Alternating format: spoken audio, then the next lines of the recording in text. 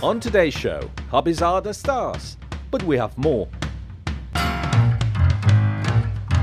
We're proud to present one of the people who knows the most about television in our country and who also knows about science, music, architecture, well, a know-it-all, Josep Maria Mainat, a chocolate specialist who will show us how to prepare a finger-lickin mousse, Damian Allsop, and of course, a face-off starring a man and a woman who, despite the differences, appreciate each other, Patricia Scalona and Matthew Tree.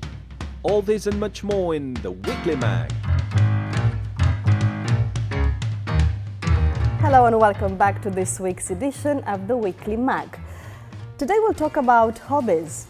In fact, we hope that watching our show is or has become one of your hobbies. And with every week we've got many interesting sections: cooking, debate, good tips, reports, and just a little bit of craziness brought to you from our Mr. Stereotype, Marc Borderick. Hello, Marc. Hi, sorry. Hi, how are you? What are you doing? Well, this week we're talking about hobbies, and I Yes. remember one of the first hobbies that I ever learned was knitting when I was a child. Knitting? Yes. Oh, I'm impressed. And we had a little What- song that we had to Yes. repeat while we were knitting, and I was trying to remember how it worked, but it's not working out very well for me Okay, at the well, minute. knitting is enough for the moment, singing later. What are Okay. you knitting? A jumper for your dog? Well done.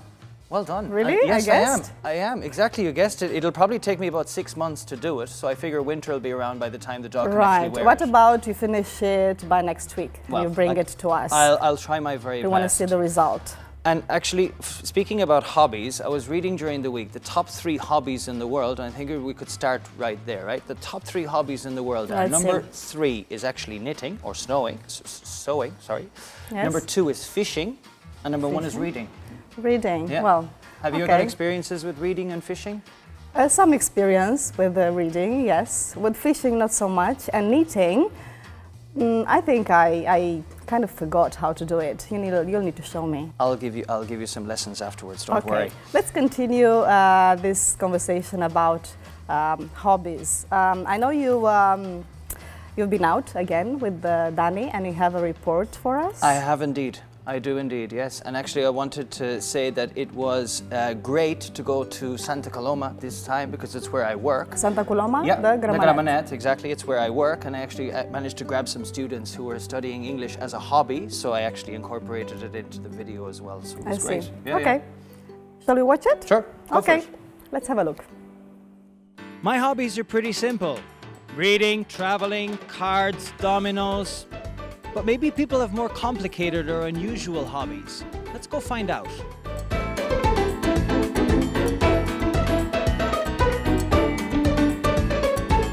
Today we're going to talk about hobbies with people from Santa Coloma de Gramenet.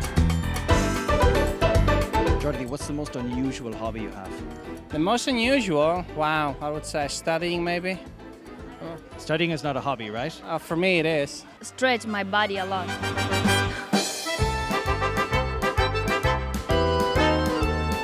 Wow, you're like a crab. Sometimes I knit, do knitting. Tell me, who taught you how to knit? YouTube. Not your grandmother. No. In other countries I feel like people want to learn more, want to improve themselves, which doesn't happen here. That's definitely not going to happen. Why do you do this?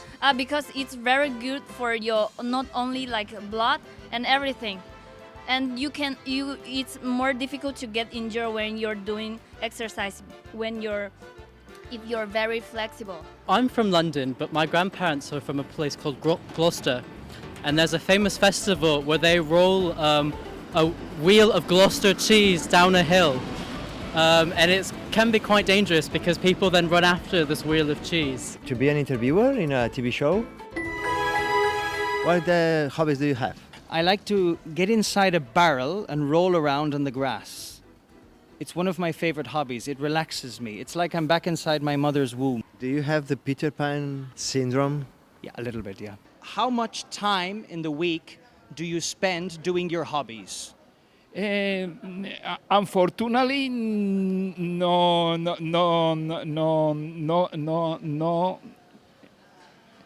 How do you like? Do you like it? Not as much as you'd like, no? Yeah. I've got no time for any other hobbies apart from maybe taking some pictures on Instagram. Your partner's English, right? Yeah. So what kind of hobbies do they have that we don't have here? Drinking. So I mean, Spanish people do drink, but I mean, it's not the same, I guess. What people do the most here is going to bars. you consider drinking a hobby? Do I consider drinking a hobby? I consider spending time with friends and drinking to be a hobby. You're hiding one thing with the other, I see. Yes, I am. I don't have a lot of time to do any hobbies, but the audience wants to know what kind of hobbies you have, Marcella, and I told them you have lots of free time. I have a lot of free time. I think you do, yeah. Yeah, Yeah, well, and I think you I have think lots you're of wrong. hobbies. Well, I do have some hobbies, but I don't have a lot of free time. I wish I had. Anyway, tell me about this barrel Okay. rolling on the grass. That's at least unusual, not to very say unusual. strange. Well, when I was a child, okay, one of my favorite hobbies was we used to have a plastic barrel in the garden, and I would put myself inside the garden inside the barrel, and I would be rolling around the garden. So if you were sitting in the kitchen, you would look out, you would just see this barrel rolling around. And that was Marc. That was Of me. course. It was Who actually else? relaxing. It was some sort of, as I said, like being back inside my mother's womb, protected. I don't know, but I used to do it for years. It was something that went on till I was about 15 years of age. I'm sure you are famous in the whole neighborhood. Very famous, yes. Well, I thought actually it was some kind of a strange Irish tradition. No, just a strange Marc tradition. Yeah. Okay, we've got that. Tell us more about Irish hobbies. Sure. You told us before which are the most popular hobbies in the whole world. What about Ireland? Any particular hobbies you guys have? Well, the reading one was interesting. Drinking? Because drinking and reading actually. Yeah. At the same time. At the same time. I mean, that's what the priest does. He drinks the wine and reads from the Bible. So I mean, it's the same thing. But what we used to Okay, no comment. We used to read when I was a child. The only book I remember my parents ever giving me was a book about the reproductive system. And ever since then, I've never read another book. How it was such a old were harrowing you? experience. How old were you? How old was I supposed to be to learn those things? I don't know, 12, 13? I don't know. Strange things happen in Ireland. Yes, and strange things happen here as well. Fishing. Fishing here is very strange. Really? Yeah. Why? Because you throw the fish back in the water. Have you ever been fishing on the Delta Lebra? Not yet. Well, if you could, I went there fishing a few years ago. The first thing is you fish at nighttime at like 4 o'clock in the morning. Well, and you pull out these massive It prehistoric depends on the beasts. kinds of fish, right? Well, they fish this prehistoric beast. I think it's called in Catalan a cirulu or something like that. I don't even know the name in English. And you fight it for an hour, and then as soon as you have it up, it's like, oh, that's very nice. You take a picture and throw it back in. In Ireland, we fish salmon, we fish pike, we fish trout, and we actually eat it and bring it home. So that's definitely something I see. different. Marc is a bit intrigued by Catalan fishing. Catalan fishing, yeah. Okay, I don't know who you went fishing with. Let's continue with other hobbies. Collecting you want to things. talk about? Collecting things. Collecting things. Yes. That's a nice hobby. It is indeed. And What do you collect? I'll tell you, I used Oh, to what you used maybe to collect. What I used to collect. Well, I'll tell you, I inherited a collection of stamps, okay? A really stamps. precious collection of stamps that is probably worth thousands of euros now. And you know what happened to it? No. I lost it. Although I did see my sister a few years later wearing all these new clothes and stuff like that, so I don't know, did she find it and sell it or something like that? I'm a little bit suspicious of that. I see. Here, what do they collect? Many things. The cava cups. The cava tops, yeah, and also coins. You see people selling coins on Sunday markets. I know you like playing cards, so. You know what? I love You have a playing story. cards. My family love playing cards. My grandmother is a card shark. You know, if my grandmother went to Las Vegas. Card shark. Let's tell viewers what that is. Sorry.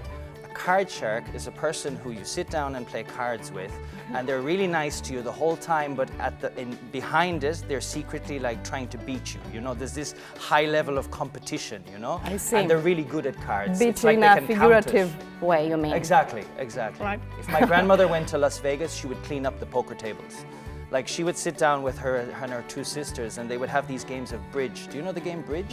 Yeah. It's a very complicated card game, and it's like you head in there, and it's so angry, and like they're very competitive, and like there's always these fights and everything, and they wear their hats and their glasses, and it's very competitive in Ireland. The whole card Inside, scene. I guess, no? Inside, of course, because of course it's raining. it's always raining in Ireland, as we all very well know. Of course, yes.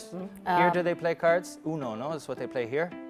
Uno, yes. Well, And I'm not a great card player, but I'm more curious about Ireland again. Okay. What do you play cards in?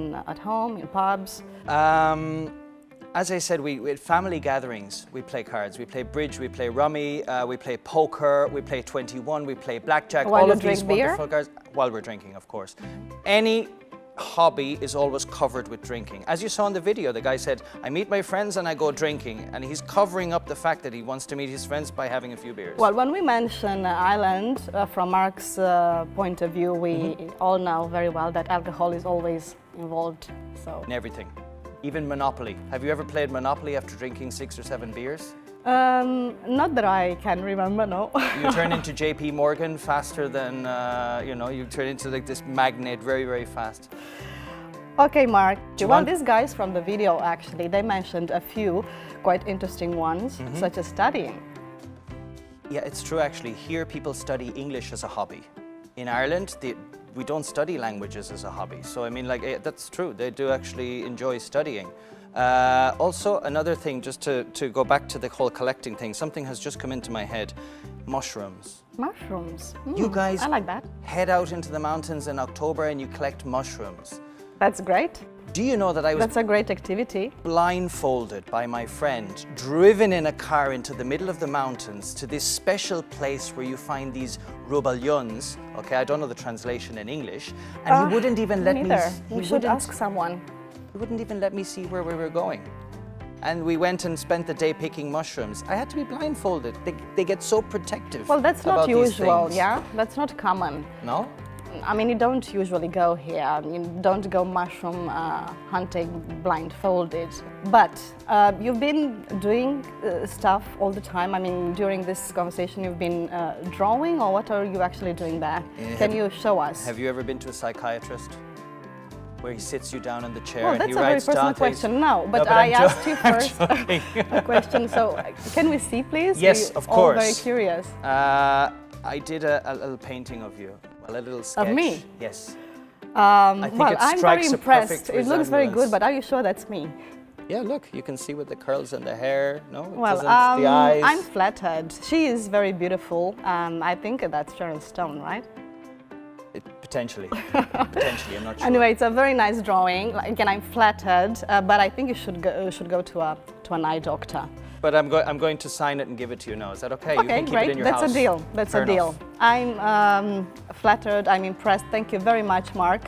You have a lot of hidden talents. I do indeed. Right, And but not so maybe you hidden. should change some of them. You should change your hobbies, right? I'll try. And we do not leave the world of hobbies. Our teacher, Tim Guinea, is going to tell us about some of the most popular hobbies in his country, Australia. Check it out.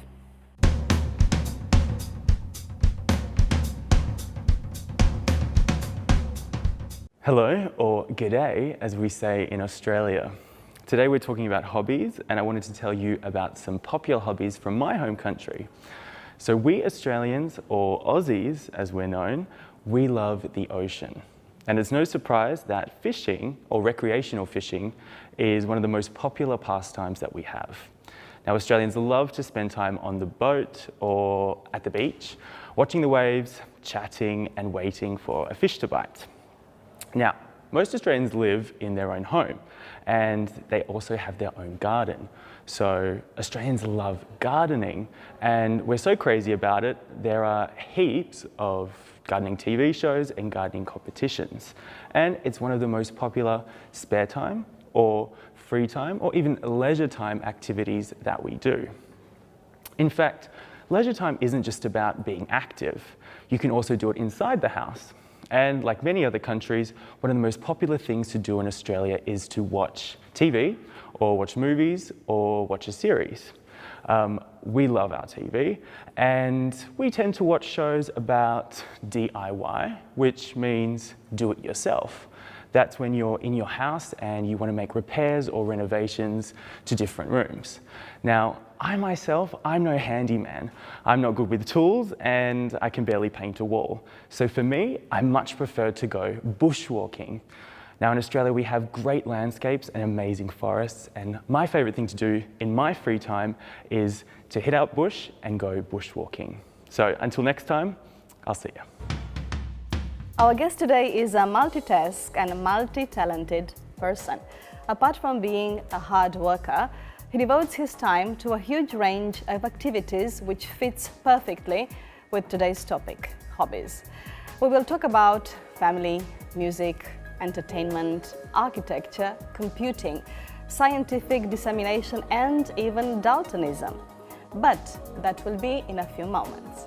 First, please pay attention to the following glossary, because these words will appear in our interview.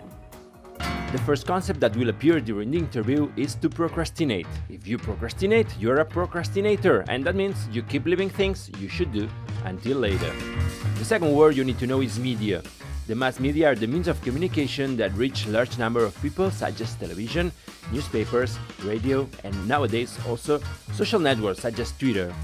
The third concept is to update. That means bringing something or someone up to date on a particular subject to incorporate new information, for example, in a computer. Likewise, if something is up to date, it is the newest thing of its kind, it's modern. If you are up to date, you keep up with the times and have the latest information. Today we invited a man who would fit perfectly into the prototype of a Renaissance man, Josep Maria Mainat. Thank you so much for coming. It's an honor and a great pleasure to have you at the Weekly Mag. It's also an honor and a great pleasure for me to be here with you. Thank you. Well, today our topic is hobbies. And we would like to start with languages, because you speak 6 languages. That's quite a lot. Well, not all of them perfect, like my English, which is, I'd like to improve it if possible. Your English is great, but how have you learned it? First of all, I would like to comment something that you told me, that I was a hard worker. I must say that I am a lazy person. You're lazy? Yeah. Really? I think that I am the lazy human being that works harder, okay? But I'm lazy for nature. But I also hate to be bored, and I want to do a lot of things, but I'm not really very hard in any one of them, so I'm just... Well, that probably means that you're very smart. Well, thank you.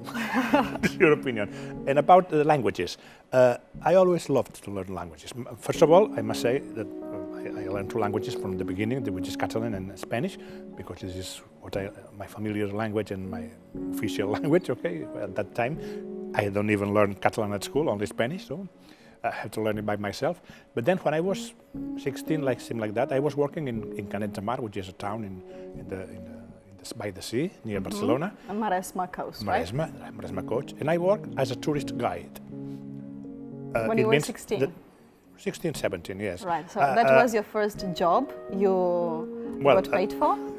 From 10 years old, I had a problem. At home, they were very poor, I must say. But I want to study. And to study, I need to earn everything I need. I mean, my family can afford that I don't work, but they cannot afford anything else. So every summer I work, or whatever. When I was 11 years old, I give lessons to boys and girls that were 10 years old, because most of them say to their families that they understand better what I'm teaching them than what they learn at the school, okay? But in any case, yes, I do every summer some jobs, whatever, to have the money enough to go to the school, okay? And when I was 17, I was tourist guide. It means that a bunch of tourists arrive to Canet de Mar, and I have to accommodate them, bring them information, etc., and I had to learn English, okay?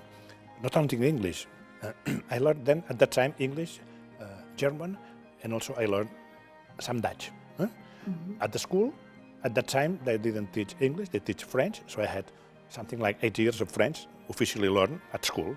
I learned English, never officially, but I talk it a lot for my job. I mean, it is improving all the time. Okay? Did music have a role in your English learning, maybe? Well, my first English was the Beatles. Okay, well, when I had a group. So the Beatles were your first English teacher? Yes, when I had a group, I was 18 years old, and then we sang all the Beatles songs. I loved them, and of course we learn, and we start to also learn the words, but also the meaning of the words. And sometimes now, when I'm in America, they still say that I have a little British accent. I say, I don't know why, but I think it's because... Northern accent because of from the Liverpool. Yeah, the Liverpool accent, okay? When I speak, I understand everything, and I can have a conversation. Dutch, also, Holland, I can have a conversation. And then there are two languages, then when you speak all those languages, are very easy for me. One is Italian. I never studied Italian, but when I'm in Italy, in 2 days I can speak fluent Italy with the people. You just have to change some words to say, oh, this is like Catalan, this is like Spanish, this is like French. And Portuguese is my worst language, but I also, with Portuguese people, in my job, I play with some Portuguese TV colleagues, etc. They also don't speak Spanish, but we speak something in between. So I speak Spanish with Portuguese words, they speak Portuguese with Spanish words, and we think that we speak something that we call portuñol, which is something in between, but we make ourselves understand. So it's 7 languages and a half. Wow, I didn't know that. You just said you're a lazy person. Well, I have my doubts about it, because you've achieved so many things. How do you manage to organize your time, your daily routine? Tell us about it, because you also have 5 children. Yes. Well, so yes, you work, this is not hard work, you have a large nice family. Work. Yes, but it's still, time. Yes, so how do you plan your time, and what's your daily routine? First of all, I am a procrastinator. That's not the word? So I always wait until the last minute to have things done. So I have a job this morning before coming here. I had something to do. Yesterday night I should finish it, okay? I sit there and say, no, tomorrow morning, okay? And I put the clock at 6 o'clock, okay? And then I say, 8 o'clock. So I try to do, and then I did it before coming here. I did it, okay? But I always just wait to the last minute, and it doesn't make me nervous. The other way around. That's good. At the last minute, then everything, all the time that I'm not doing it, it doesn't mean that I'm not thinking about it, okay? So my brain is preparing, and at the last minute when I'm almost late, then everything goes very fluently. It means that you like to improvise, maybe, as well? No, I don't like to improvise, no. I'm Just thinking do all the things time. at the last I like to moment. make things done at the last minute. I don't think this is a virtue. I mean, this, una virtute. Virtue is not. It is not, okay? People get very nervous when they expect something from me and I say, no, tomorrow, okay? But my routine, I have to wake very early in the morning. What time? 6, 7. But it's not my desire, but my 2 children, one wakes at 7, at 8, and my wife is studying medicine, and she also wakes around 7. If I don't wake with them, then we are not coordinated at night, okay? So you have breakfast together? Yeah, we sleep the same time, more or less, okay? And then about 7 or something like this, I'm up to do whatever. Normally, I'm not doing a lot of things nowadays. I mean, this is not the time of my life where I work more hard, okay? And I have a list of tasks, those tasks that I say that I procrastinate, that I always have to do, okay? I'm working with Tony, my partner, in TV. We're having several projects. You mean Tony Cruz? Yes, Tony Cruz, yes. He's my partner from 50 years ago, okay? All my life, 60 years ago, all my life. And he's always very nervous about it. He gets very nervous about, have you done that this afternoon, okay? But I finally do it, okay? Of course, maybe I'm going late, but I'm doing all the time things. I'm studying all the time. I try to read, to learn. I read a lot of science books. Now I have learned again how to draw. I was an architect, and I love drawing. I have not making artistic drawings, I mean, for a long time, and now I go to an academy every week, and I do 2 hours of of drawings, and I like those of my family, my friends, etc. Then I meet with Tony, I meet with my son, who also has a TV company, which I cooperate with him, and then I try to help my wife to study medicine. I like it very much. Sometimes she says, ask me this. And I take the lesson and I try to... It's like you're studying medicine yourself. Yes, I review things that I didn't know. I don't understand everything, okay? But I'm happy to help her. And then at 5 o'clock, boy and the girl come back to the house, and I play with him, I stay with him. And my night's not really very busy because I'm not retired, exactly, but my schedule is not fixed, so I can do anything I want. You have at the time I freedom want. Yeah. to do what you like and when you like. I see you have a lot of hobbies, and hobbies is our topic today. We'll take a short break. We'll continue talking about hobbies and many other things later. And we'll leave you with a quote by American journalist and comedian Jon Stewart. He talks about hobbies, but also about values. Check it out, and we'll be right back.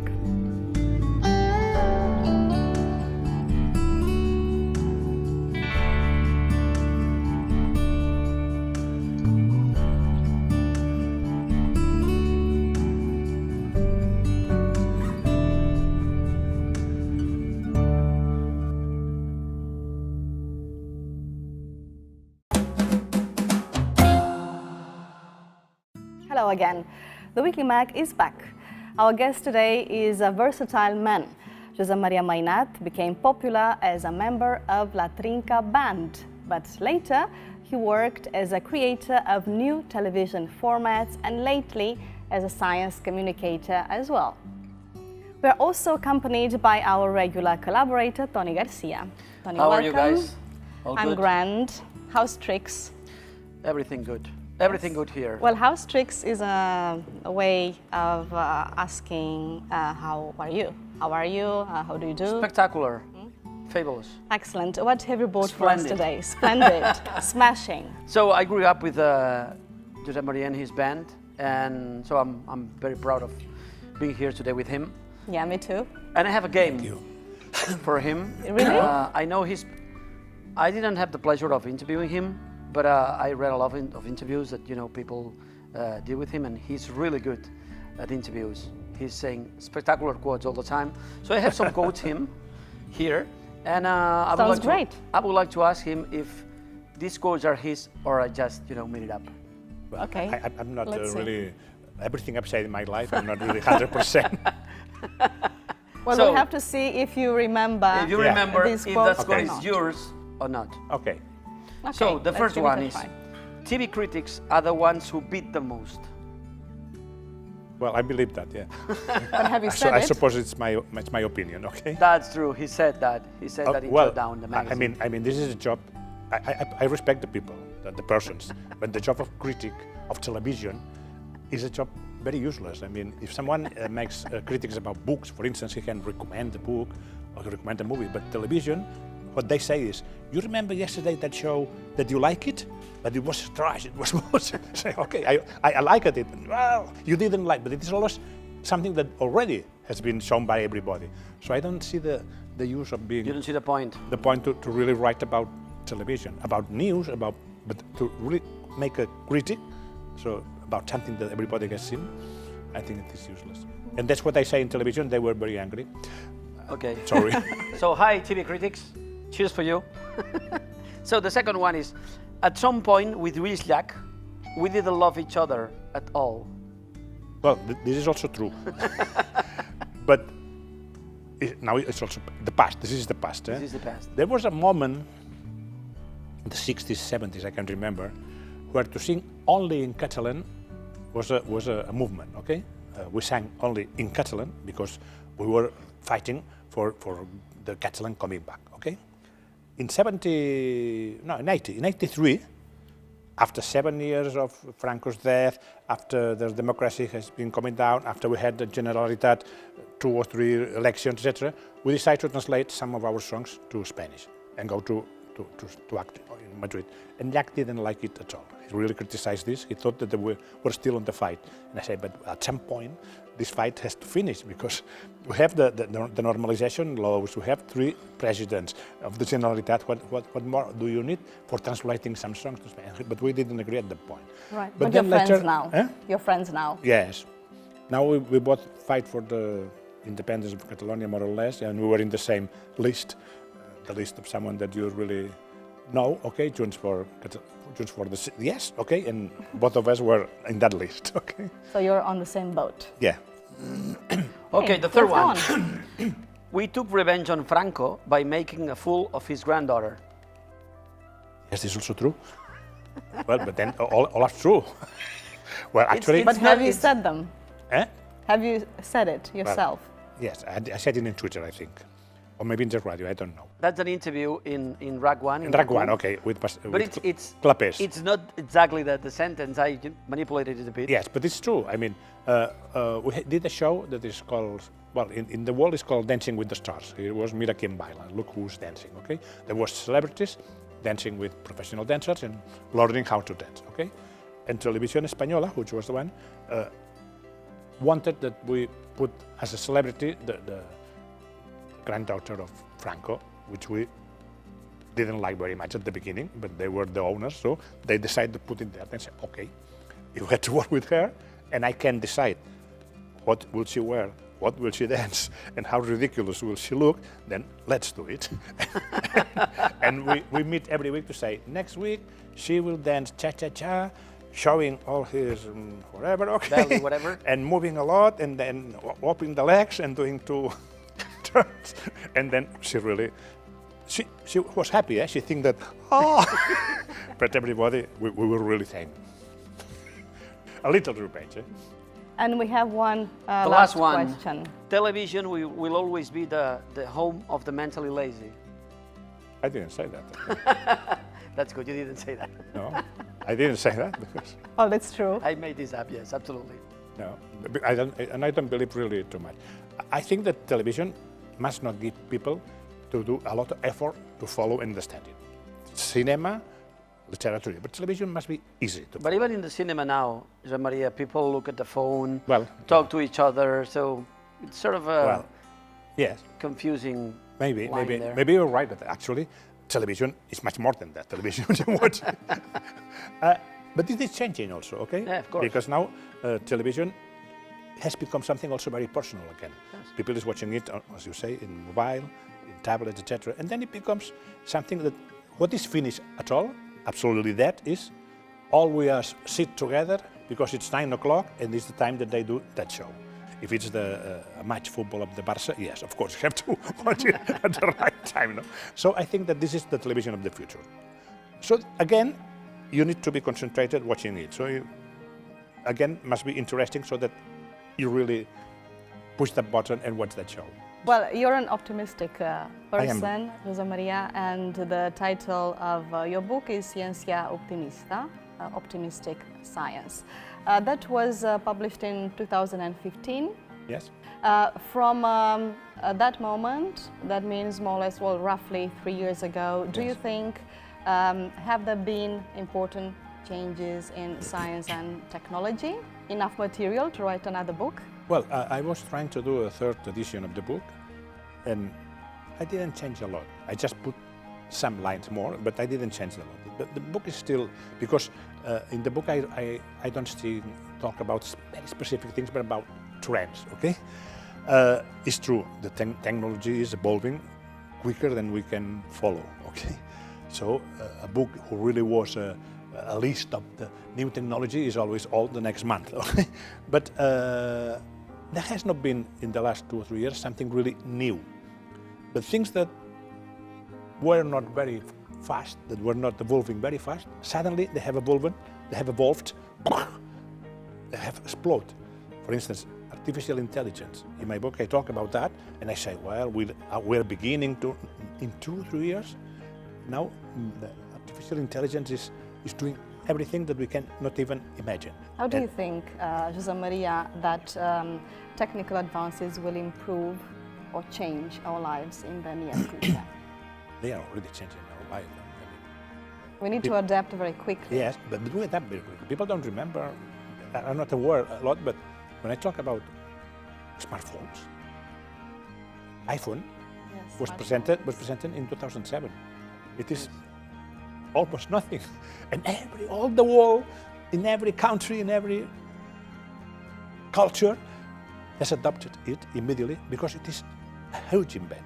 But do you think is there a dark side to it, to technology? It's like the new nicotine, you know, you depend on it.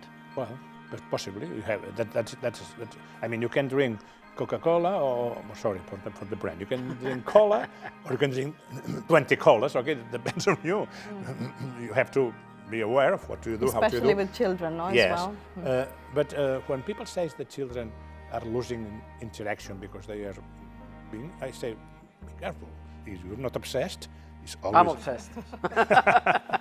Well, Tony. I'm too obsessed. I'm always, when I have 1 minute, I go look to Twitter and say something. I love Twitter. This is one of my hobbies. You have a lot of followers.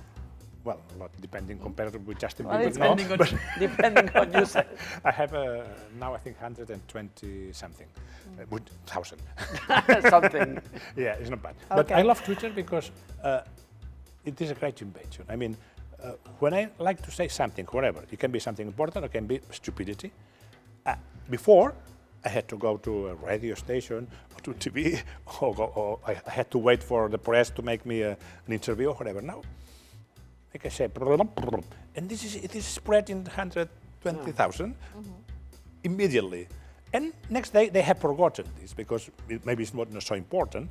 Or if it's important, they keep on sharing and retweeting, and then. So I mean, it is really one of the great. I think it is media. Really, it's not a social network. It is a media, because you're really saying things to people. I remember that tweet that you put on Twitter that said, "I have more readers than La Vanguardia and El Periódico together." Well, because there was this that was because I received the There was the statistics. statistic. And in the statistics, they Yeah, say that. well, it's true. They say not only that the followers, because this is 120,000, but the times, the spreading, interactions. yeah, Yes. of course. And the interactions are huge. Crazy, I mean, yeah. every month there are millions of interactions. Interaction doesn't mean that they really like the tweet. It means that they read it, they open it, or they resend it, or whatever interaction. Exactly. Millions of them every month. It is huge. I mean, Yeah, it's pretty amazing. Josep Maria, we'd like to talk to you about one of your favorite topics, which is anti-aging.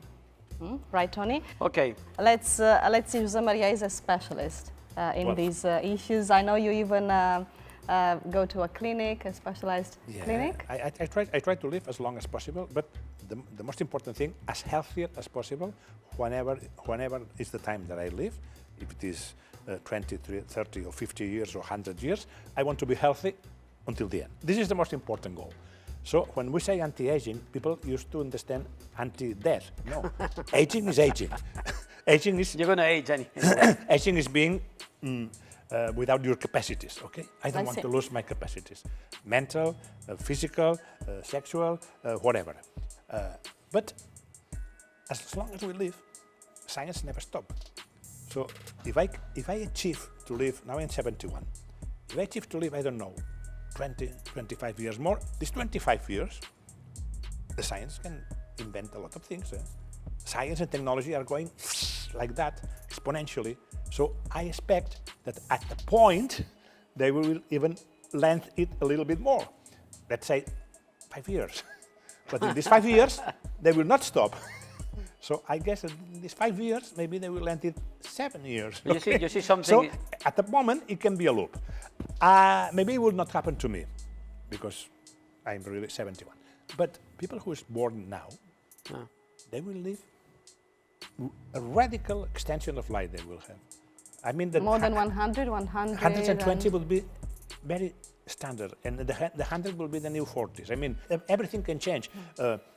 Stem cells, of course, they can something that pill that will, of course, we will eradicate cancer, heart disease, strokes. All of this at a point it will be eradicated. We will know how to make with the stem cells new hearts, new any organ. So at a point, to die will be something voluntary. They say one time to Woody Allen, "What do you think about death?" And he said, "I'm against it." Yes, of course. I'm too. Yes. Well, I'm sure we'll witness spectacular technical advances in the near future. We are here today with Josep Maria Mainat to talk about hobbies mainly and many other things. And as usual, we're going to listen to some tips on sayings and idioms in English by our teacher Rosie Griffin, and then discuss them with our guest. Here they are.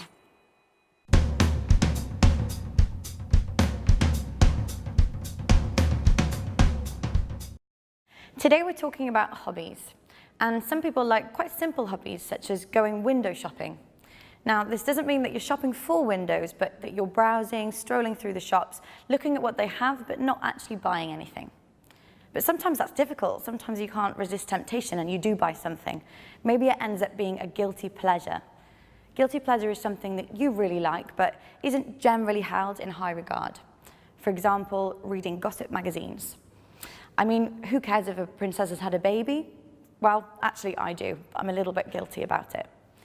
Maybe you have a friend whose hobby has become everything that they talk about.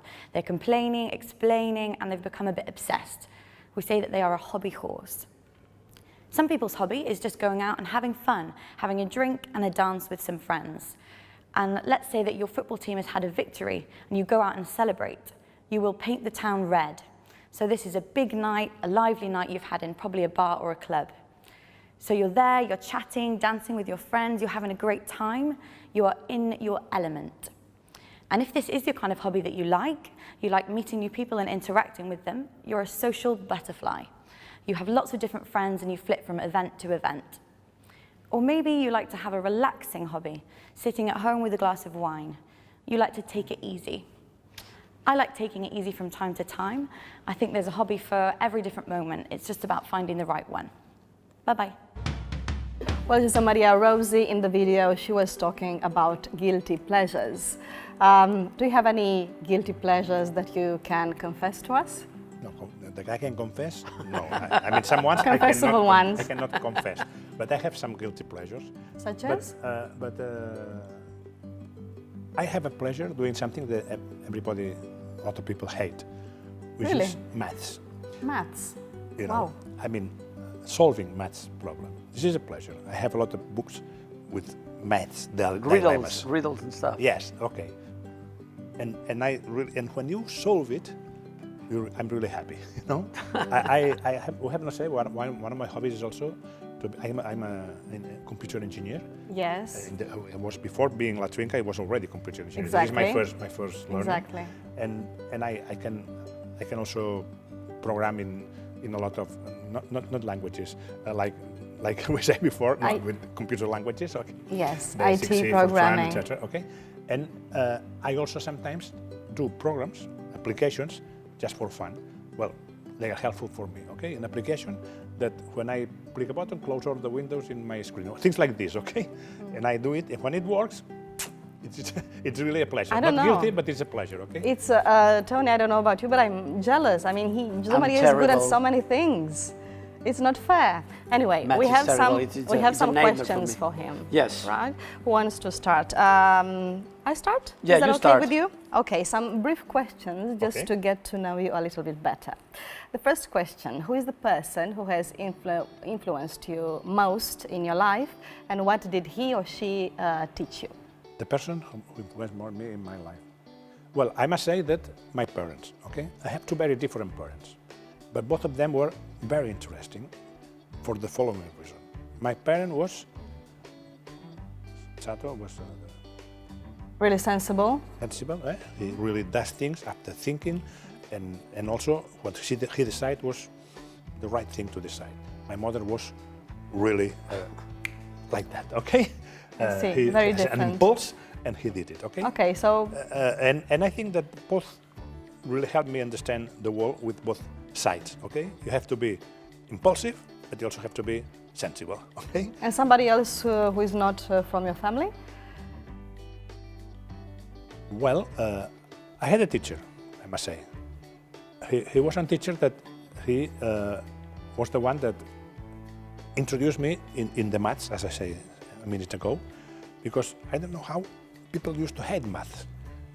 They don't understand. I don't understand why they hate maths. I think because they are closing the door to this thing, okay?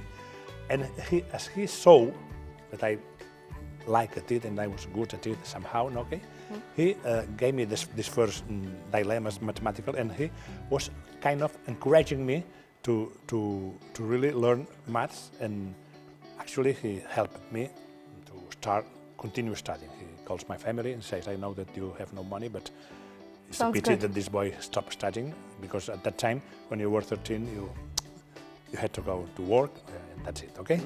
And he helped me to really continue my Your studies. parents and your maths teacher. Yes. Tony? Okay, so you're a musician. I don't know if you consider yourself a musician still.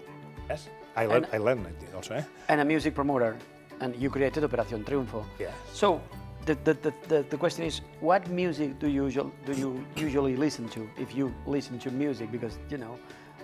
I'm not listening a lot of music, but I must say that what I have intended all my life is to never be outdated. Okay. So I don't want to be the people that say, I don't like the music of today. I don't understand the music they are doing. So in the 80s, I try to understand the music of the 80s. In the 90s, I try to understand the music in the 90s.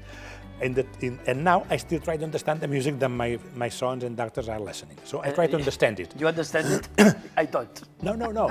So you want to be updated? Yes, updated all the time. And the last question is related to food, because we are having a great guest today who is going to prepare a special treat for us. Your favorite dish, first of all, and then if you like chocolate.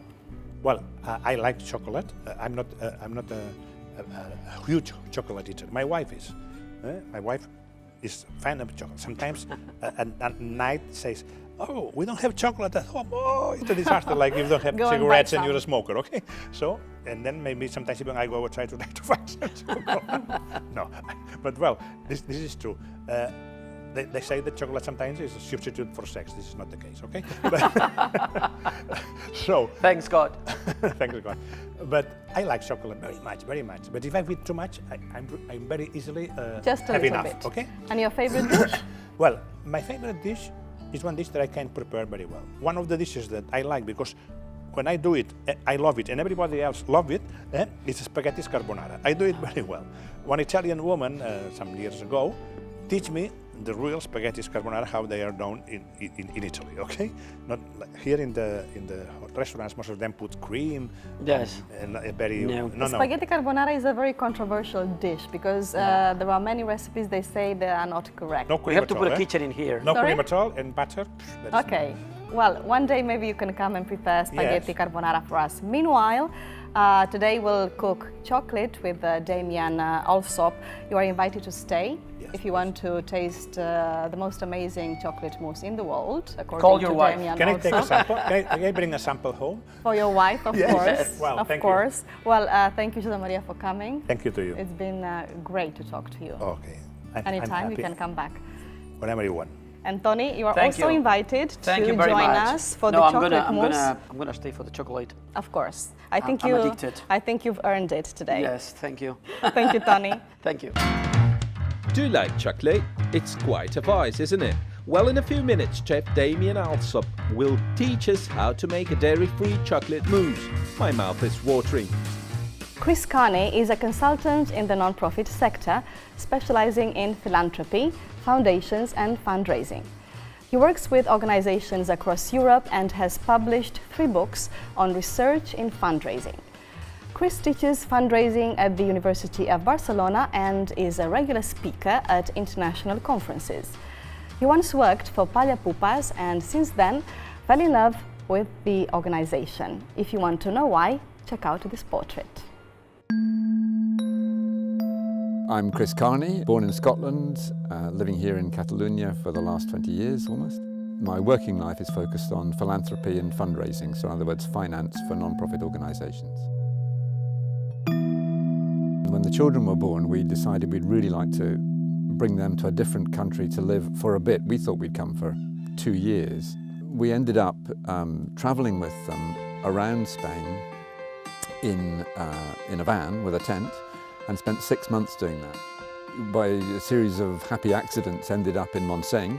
And what we found in Catalonia was very special for us, where the economy was a bit different from the rest of Spain, where there were really good connections with with home in Scotland, and where we felt we could make a home.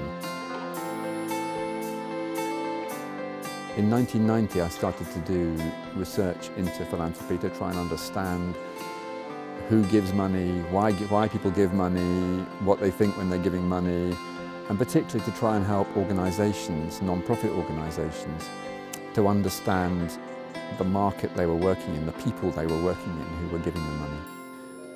As part of my normal work as a consultant, a couple of years ago I was approached by Payapupas to work with them on a brief consultancy to help them work out a problem they were facing with fundraising. I went there and fell in love with the organisation, and so I worked 3 days a week with Payapupas, focusing on funding and fundraising.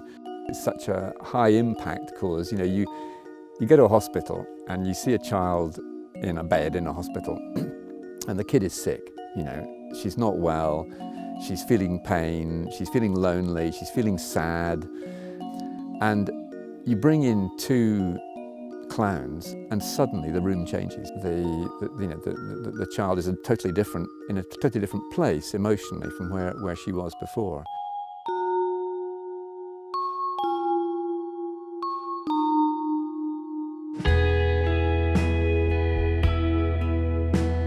I live in the countryside and enjoy living in the countryside. So we started with a couple of donkeys. We thought donkeys would be good because they eat pretty much everything. They eat the undergrowth and the woodland, and also they'll keep the fields down.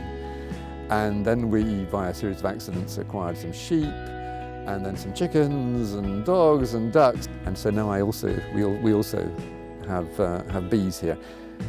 It's a kind of lifetime project. You know, you don't take on a house like this without really wanting to do it, because you know, it's something that you contribute to, but it's a house with a much longer history than our living history, and so you contribute to it, and then someone else will take it on at some other point later on in its story, in its long story.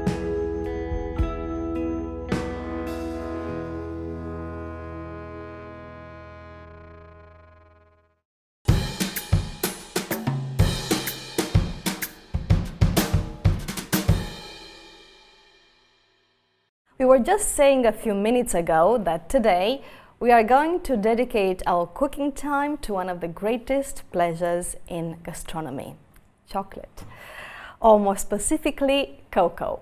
We are going to make a very special mousse with the help of a Welsh pastry chef who lives in Catalonia, Damian Allsop. He is the teacher of none other than Jordi Roca, the youngest of the Roca brothers, and now he is immersed in a great project related to chocolate, Casa Cacao Girona. Grab pen and paper and take note. These are the ingredients for the recipe.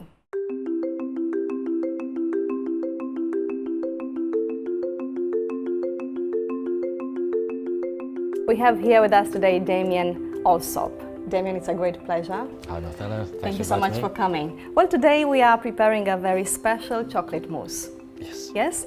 We announced the ingredients, we have them all here, so let's start. Yep, we'll go straight away? Yes. Okay. Right, we're going to start off with the water, okay, which is an unusual ingredient to work with chocolate. So it's an original and unusual chocolate mousse because it doesn't contain the usual ingredients.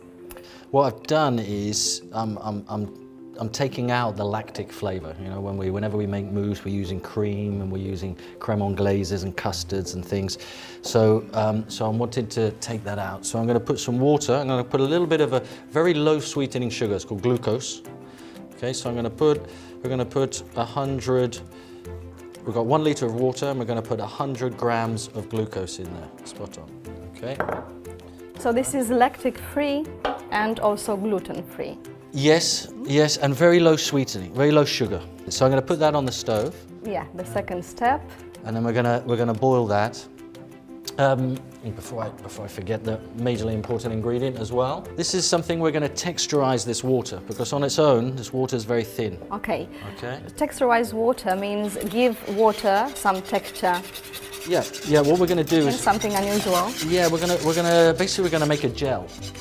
Okay, we're going to gellify this water, and I want to use something that has non-flavor all the time. All you see what I'm using is non-flavored.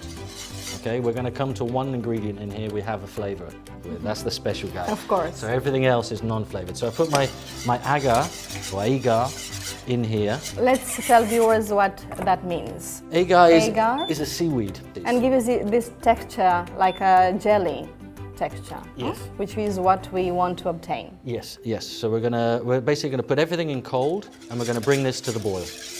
Okay. So this is what the water and the agar is going to turn out like. I mean, this is amazing. Look at this. This is quite spectacular. Yeah. I've never seen this before. This is an agar gel. Okay.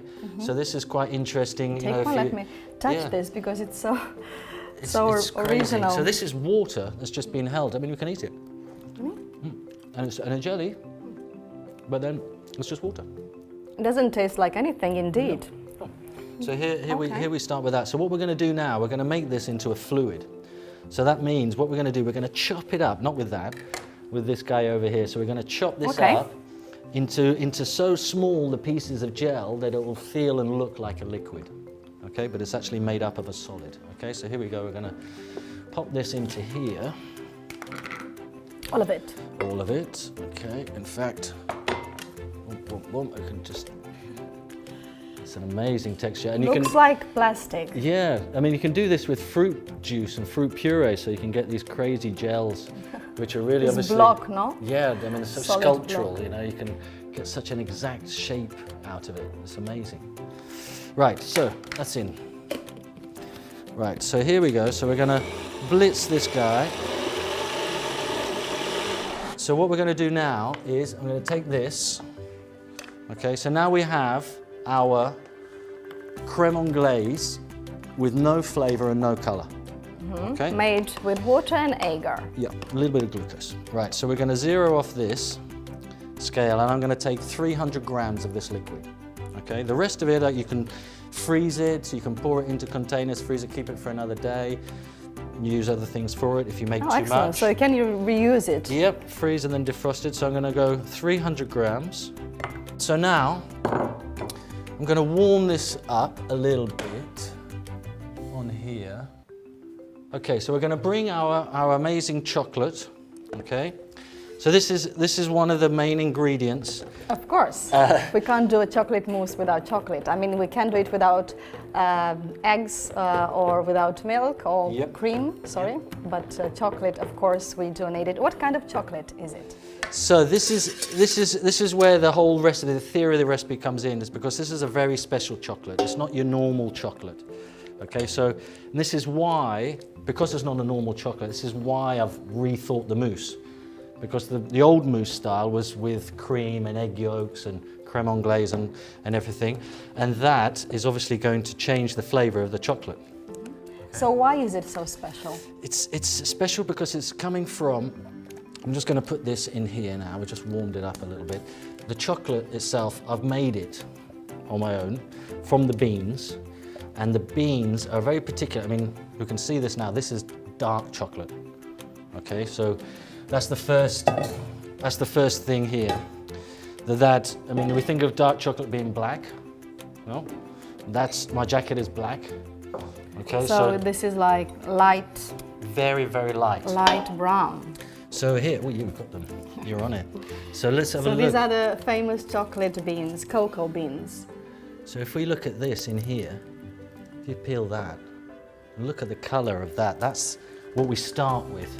So it breaks in small pieces. Yeah, so that's the groove. You see the color of that? That's brown and red.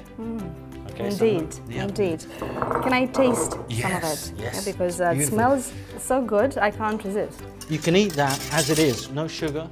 You see now, I don't think you need sugar with this. You know? It's amazing, huh?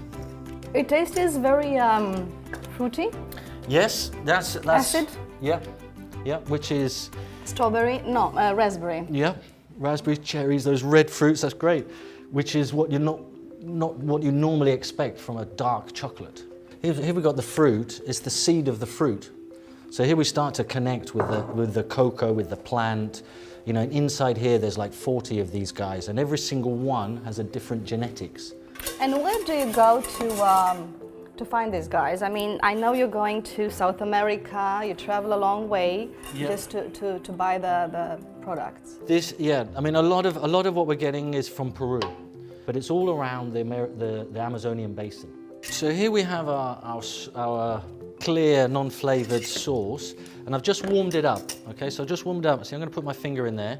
If I can leave my finger in there, it's under 60 degrees. Okay, the human body cannot take more than 60, so we've got our own little thermometer here, which I check things. I didn't know that. So then we have our chocolate, which we have melted. Okay, let's show it. So we have that. Whoop. Okay, so we've got that nicely melted. All right. So now we're going to. Looks great. We're going to emulsify. Okay. Finally, we're going to emulsify. Yeah, this is. How do we do that? This is a big thing for me. This is one of those techniques for pastry chefs that some people forget about paying attention to. So very well. We've got water and we've got chocolate, which is fat. Okay, so normally these two don't mix. Okay. Of course. So what I'm going to do, I'm going to put some in. I'm going to put some water in here. So say that's the fat. If I put a little bit of water, it's just going to go lumpy. If I put a bit more water in, it's going to go lumpy. But if I put the same amount of water to match the volume of fat, then I can create an emulsion. Makes sense. An emulsion is a balance of water and fat. Okay. Very well. All right. So we're going to go for it. We're going to put some in here. Okay. So I'm going to pour that there. Then I'm going to tip the bowl onto one side. So I'm going to create a point of gravity here. And then we're going to emulsify in very, very small, tight circles. Okay. Dig, dig, dig, dig, dig, dig, dig. Okay, and there we go. Already, the center is emulsified. It starts to change. Yeah, and the outside is not. So if I feel that a bit thick, like now, I can just extend the emulsion. So I'm just going to add a bit more liquid. Okay, so I start it. It's like a mayonnaise.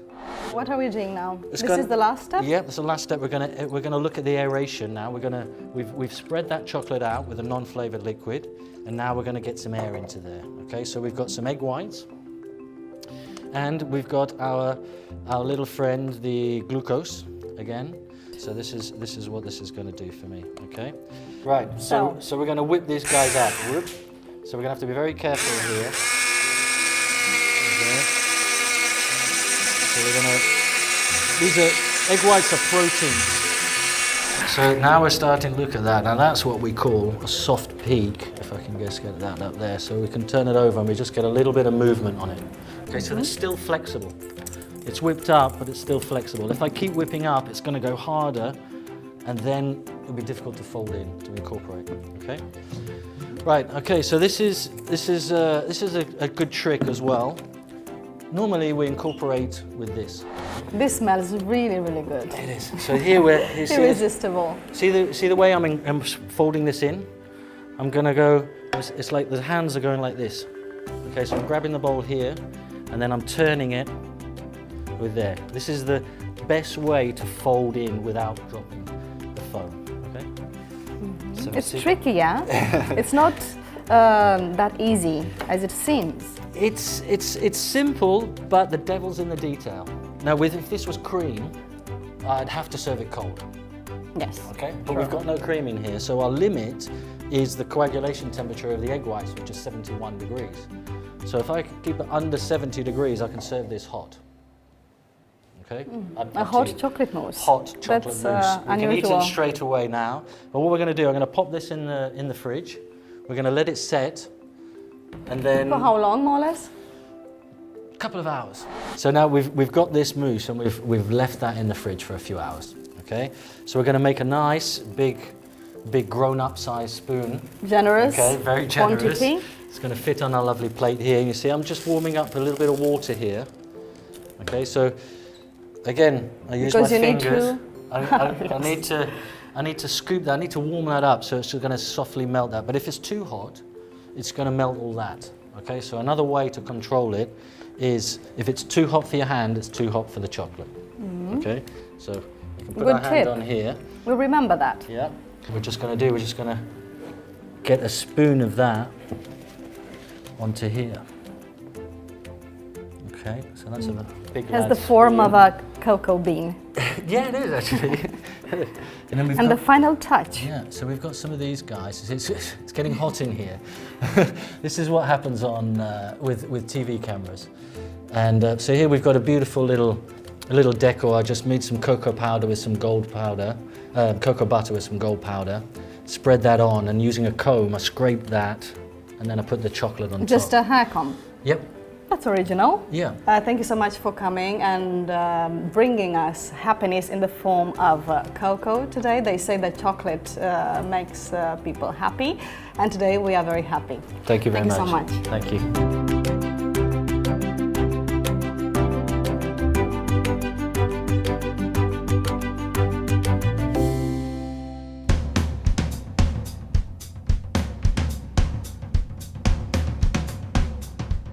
Hi. Today's phrasal verbs are related to one of the most popular hobbies in the world today, the DIY, or do-it-yourself. Let's assume you want to make a treehouse for your children to play. You're going to go in for construction or carpentry. As you get into it, your interest grows. You're improving your building skills, so you decide to adopt this hobby into your lifestyle. You would take up this hobby. Like my father, he took up cycling when he retired. He could have done something else, like remodeled the kitchen, or to use a phrasal verb, he could have done over the kitchen. But instead, he thought riding a bicycle was much more interesting. My mom wasn't too happy about that, because there were some things that needed to be fixed up in the kitchen, like the faucet. It had a leak that carried on for a long time. My father said he would fix it several times, and when we thought he had finally brought it off, or to use a more familiar term, that he had fixed it, we were wrong. So my mom asked me to join in and help my father fix it. We just realized that we're not cut out for this. We did not have the skills to fix it. We ran out of washers, we ran out of silicone, we ran out of everything. Our toolbox was empty. The leak turned into a stream, causing a disaster. We had to sort out this big problem. So I decided to call the professionals. Within 2 hours, the plumber fixed the problem and it was resolved. Some hobbies turn out to be quite expensive. I hope you have better luck with yours. Goodbye. Experimental or traditional cuisine? That is the question, and Matthew Tree and Patricia Scalona disagree on that. Are you going to miss their face-off?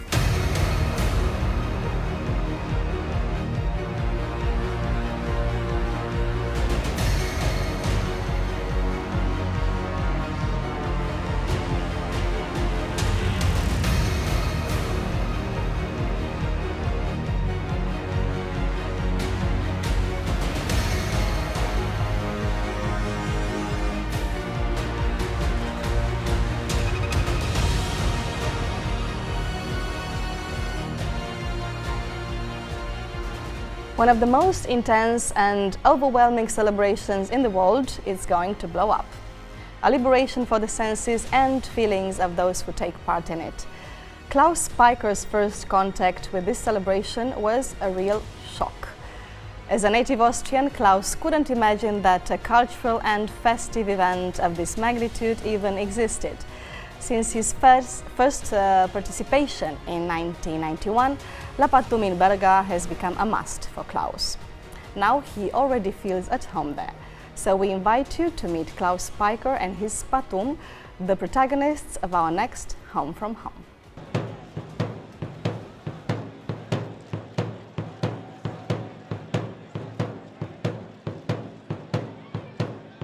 In 1991 I arrived here first time for my first Patum, and it was very strange for me. In Austria you can't imagine hopping through the streets with the music and with fire and with all the figures of the Patum. Then I saw the plans and I thought, what is this? This is crazy. This is dangerous. What are they doing? But now I know much better. I had the chance to dance at the play before 5 years, and it was enormous experience.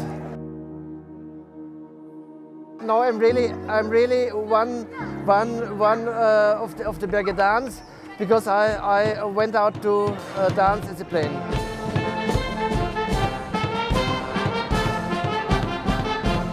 The thing that is most exciting for me is 100 planes on this place, dancing with many hundreds of other people with that much fire. In Austria, we couldn't imagine doing that on a place 10 times bigger than this.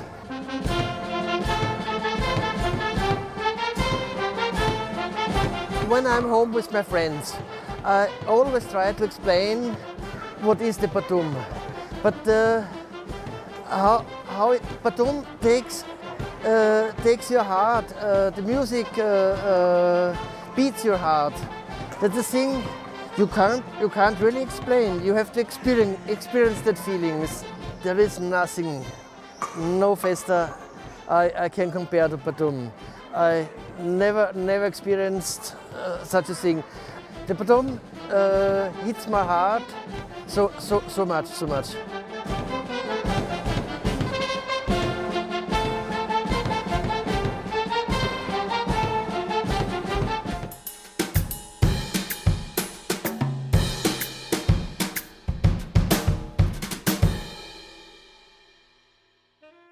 Catalonia is world famous for the quality of its experimental cooking. Its fame started with chef Ferran Adrià and his restaurant Al Bulli. Now there are lots of restaurants with Michelin stars, the most famous of which is currently El Celler de Can Roca, run by the three Roca brothers, and twice voted best restaurant in the world. But Matthew Tree wouldn't go there. So Matthew, tell us why wouldn't you go to El Celler de Can Roca? No, well, partly because I like eating just 2 or 3 courses and not 10 in one go. I see. I like to know what I'm eating. I don't like strange combinations, you know, like, I don't know, you know, pig's foot ice cream, that kind of thing. And the other thing is I find these places really expensive. You know, it's like you're not paying for a cook to prepare your food. It's like you're paying for a kind of frustrated chemist to prepare all this food. And I do find the prices kind of decadent. I mean, I don't like to pay more than a certain amount for a meal. I and that's understand. it really. I've run out of arguments. That's the I lot. understand. Well, I'm sure Patricia Scalona doesn't agree with you. So Patricia, tell us your point of view. First of all, you're boring, man. Really boring. I mean, what do you mean you don't like to experiment and try new things? Of course you should like that. I'm sure you like that in other aspects of your life. Yeah, I'm not that boring. Yeah, I'm not that boring. Yeah. I said, yeah, just Well, with food. Okay, we'll talk about that later on. But I think that the money that you spend, just taking your point there, the money that you spend going to these kind of restaurants is well spent, because we're talking about an experience. We're not talking about nourishment. We're not talking about just eating food that's gonna make you, that's gonna keep you alive. You're talking about as an experience. It's so fun. So it's like being a child again, you know, to discover new stuff all the time. Well, it's like, especially because in most of these restaurants, with each little course, they serve you a different type of wine. So when you leave, you are being a bit childlike, because What's the problem with that? Well, Matthew, when was the last time you actually went to one of these places? About 5 years ago, because I was invited there. And again, I didn't like it, because they do these really strange combinations. I've been to Ferran Adrià's, or one of his laboratories, and at the time he was experimenting with making something that looked like a pearl and that tasted of seawater. And I tried it. It was the most disgusting thing you could imagine. And also, I didn't know what was in it, because you couldn't tell, you know, what he'd actually done. I'm sure it was edible. I hope it was edible. You know, I ate it. But it's that kind of thing I just find unnecessary. If I want an experience, I take Patricia's point of view there, that if I want an experience, though, you know, I listen to some music, I watch a film, I go to an art gallery. I don't go to a restaurant for an experience. I go there to eat good food. Well, but those are exactly what you said. I mean, those are manifestations of art, and so is cuisine. Like high cuisine can be a manifestation of art. These people spend years trying to come up with different combinations, investigating different things or different foods that they're going to use in their recipes. They like their art, and they spend a lot of time thinking about it. They intellectualize it. They intellectualize gastronomy and food, which is great, and it's another manifestation of art. And if you're interested in other kinds of art, you should be interested in that as well. I have an anecdote, actually, Matthew, and for Patricia as well. Do you know that I went once with a friend to one of these restaurants, Michelin star restaurants, and for him it was the first time. For me, it was like the third or something like that. And after trying one dish, he actually cried. He started crying, you know, I mean, because it was so unexpected. And he described it like a symphony for the senses. What have you got to say about that? Well, I went to one of these restaurants. It's not the last one I went to. It would be the one in the middle. And they gave me something that exploded in my mouth. And yes, that's quite common. I didn't cry, but you know, I felt like yelling because it was not something I wanted. But there's another aspect of it, which is that it's not the fact that it's not traditional. It's experimental by definition. There's something about local food in any place you go to, anywhere in the world. There's something about local food that tells you something about the local culture. It's a question of identity, right? Identity, if you like, yeah. So and that applies to any region, any country, anything you like. You go there, you eat the local food, and it gives you an idea of, if you like, even the history of the area. Like, why do people eat that in that particular area and a different thing in another particular area? True. So I find that quite interesting. Whereas with experimental cooking, you lose all that completely because it's something that's done in a vacuum, so to speak. Well, first of all, traditional cooking was at first experimental cooking because, you know, someone had to come up with the idea of combining certain temperatures and certain ingredients to come up with a dish. That's to start with.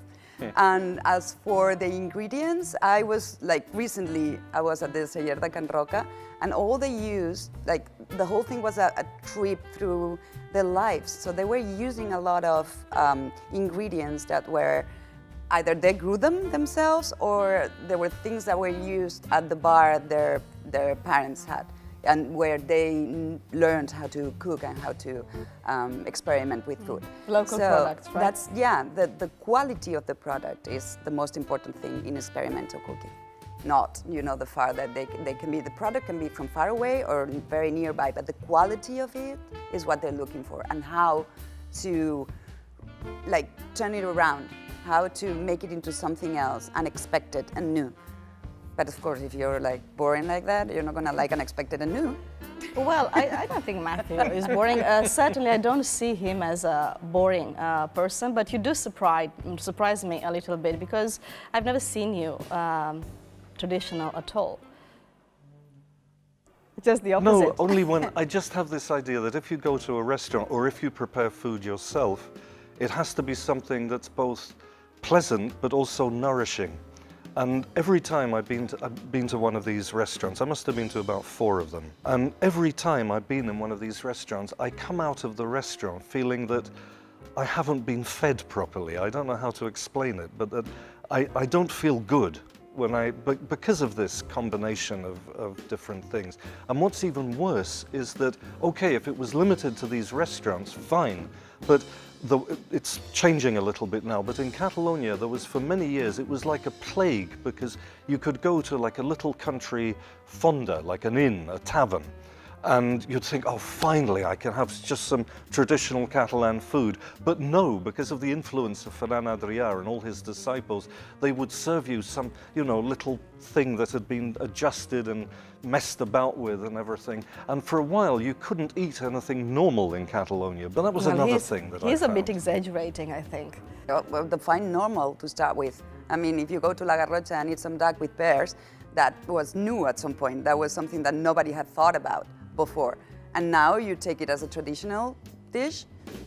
That's, you know, that someone had to experiment at some point and someone had to come up with the Actually, idea. Catalan cuisine, traditional Catalan cuisine, has these things sometimes of mixing sweet and savory. That's Arabic. That's where it comes from. That combination of sweet and savory comes from the Arabic invasion, and that's something that we have here, and they have in Andalusia as well, and they have in plenty of places, and that's new and experimental cuisine for some people who have never tried it. But you have to be open to.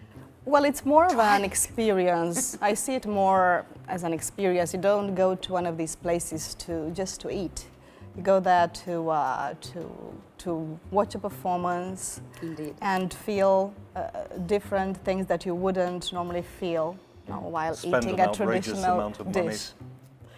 You have been invited to those places. Outrageous? I don't know. It depends on Not the all place. of them. Not all of them. No, but I really do have a sort of thing about these places. I think they're, I guess the word I would use if I had to use one adjective would be overrated. They're overrated. Okay, well, we hope you will come with us, with me and Patricia, to a really nice restaurant. We invite you. Okay. Yeah, Okay. Patricia? Sure. You're paying? Right? Yeah.